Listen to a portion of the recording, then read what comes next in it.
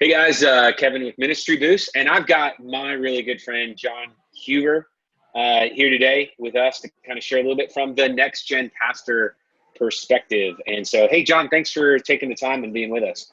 Hey, I'm excited to be with you guys today. Yeah. So for our viewers that may not know, can you just let me know what's your tell us where you're at, what your church is, and kind of what you do there. Sure. Yeah, I'm at a church in Kansas City called Westside Family Church, and I've been there for almost 11 years serving as the NextGen family pastor role. Oh, great. Fantastic. So the Yeah, purpose of Ministry Boost is to give a larger audience just two or three real simple things that help boost their ministry to the next level. So, John, from your perspective as NextGen pastor, you're a great and influential leader. Man, give us two or three things that have helped your ministry out. sure. Yeah, over the years, one of the things that I've realized is it's important as a NextGen leader to focus on your vision, strategy, and structure. And so as a leader, that's the things that I look at each year as we move into the fall, we turn the year, and then in the summer, I'm looking as it relates to early childhood, grade school, and student ministry. What is our vision, strategy, and structure? And is it aligned? Are each department's aligned so that we're carrying out the vision clearly with a good strategy and also the structure? Yeah. So, Yeah, man. Structure is important, man. It's the yeah, foundation of what we do. That's great, man. So yeah, having a solid structure. What else yeah. you got for us? So vision, when I look at vision, it always addresses the goals and objectives, kind of where we're going, where we're headed. And then when I look at the strategy, I think in terms of, okay, how are we going to get there? What's the Yeah. plan to help us achieve your goals and objectives? And so a few of those things that we look at, and we filter everything through the lens of reach, grow, send. So and our vision also has to align with the church as a whole. Yeah. And Yeah. so we have our mission statement is loving Jesus, becoming like Jesus, sharing Jesus.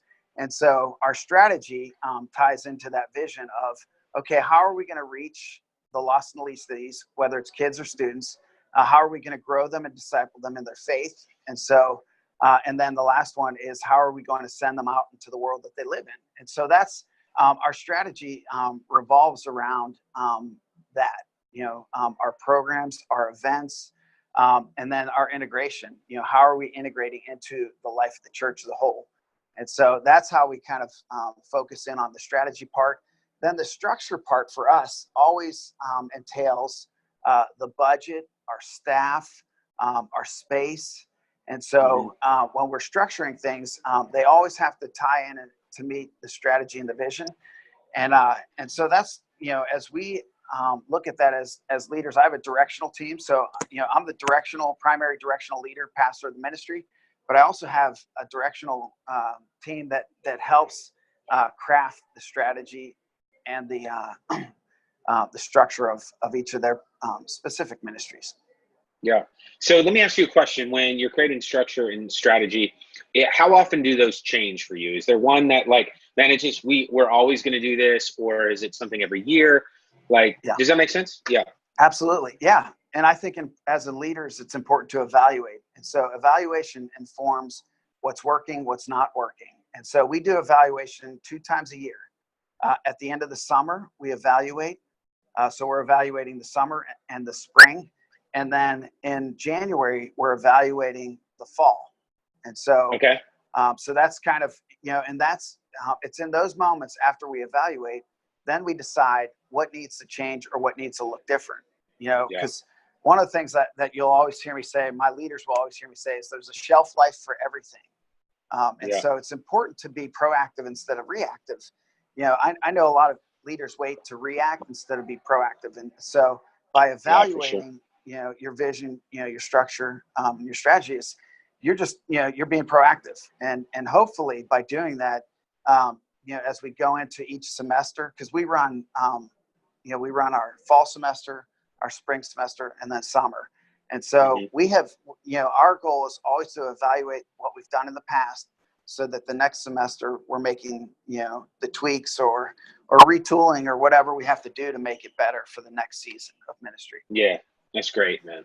So, That's really good. So, all right. Is that you got one more or? uh, Yeah, I think one of the things that I'm always challenging our team on is, as we're entering into the fall, I just sent an email out to remind them, listen, it's important as leaders to manage your time or it will manage you. Yeah. Okay. And if you want to grow something, you've got to be strategic about it. And so when I look at the vision, strategy, and structure, I'm always encouraging our leaders, hey, you have to be focused on, one, developing yourself as a leader, managing your time, and working together. That's the last thing I would say is unity is so important. Your early childhood team has to believe that their impact is going to impact the middle school ministry and the high school ministry. Right. And the high school ministry has to believe that they're going to impact the grade school ministry. And so keeping the unity is important. And I think vision, strategy, and structure helps to do that. Yeah, man, those are such great reminders. And I know, man, you've kind of been the banner man for those things for a long time. And I think that's what makes you such a great leader and somebody who's been doing ministry for how long? How long have you been? 21 years. 21 years, man. August that's awesome. 15th it was 21. So yeah, it's man. Crazy, well, man. Yeah, well, it's great, and that things like that is what gets you to 21 years.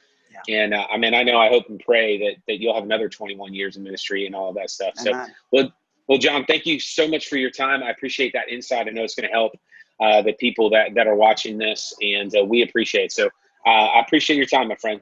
All right, thanks. All right, thanks, man. Talk to you later on. See ya.